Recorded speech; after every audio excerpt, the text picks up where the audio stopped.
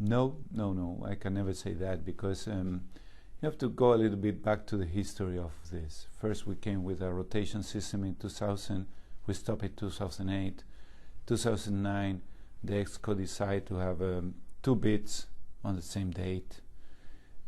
I would say that's both of those are the structural mistakes. The other one was a decision. Sometimes you decide wrong, you know, in anything in the world, but that's not a mistake. It's a decision you are taking. You've said you saw no evidence of corruption for the Qatar vote, but as you've been explaining, there was certainly political influence because of the way it was structured. Yeah, but that's life. That's life. That's life, you know. I'm here because someone called me and I prefer to come here, not to the other one, you know, and that's an influence. Or I have a friend. That's life. You cannot say this is pure, pure, pure. That's not realistic. So do you think Michael Garcia's investigation is a bit of a waste of time? I don't know. If he finds evidences, then it's another story.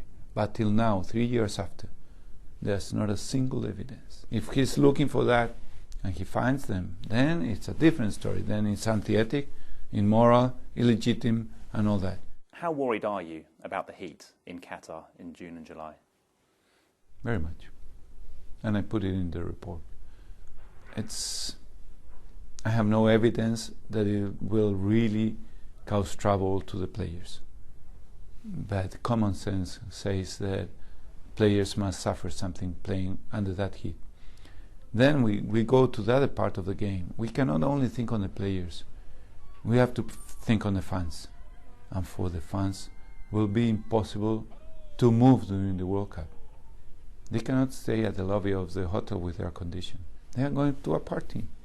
How can you go to a party if you cannot leave your room? That's not a party. The language in your report about the Qatar heat was very clear.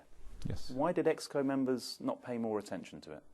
Well, they are paying attention now. That's good, at least. But I have no answer why. And if the next question is, do you think they read it? I don't know. FIFA have changed the way they pick World Cup hosts in future. Yes. Do you approve of the changes? No, the change is very small. They changed the voting. They are not voting 24, 22 or whatever.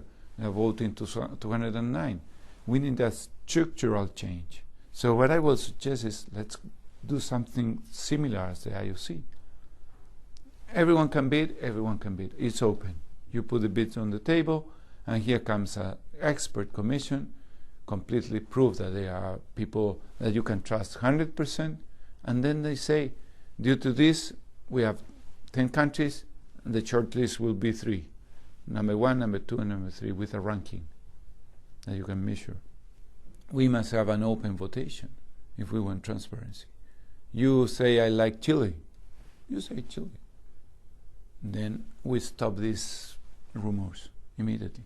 And the third thing, we must ask them, this is what we need for the World Cup. But not only capacity of the stadium, we need much more. Do you think the sort of decision that was made over Qatar could happen again? Of course. With the structure we have, it will happen every day. We need to change the structure.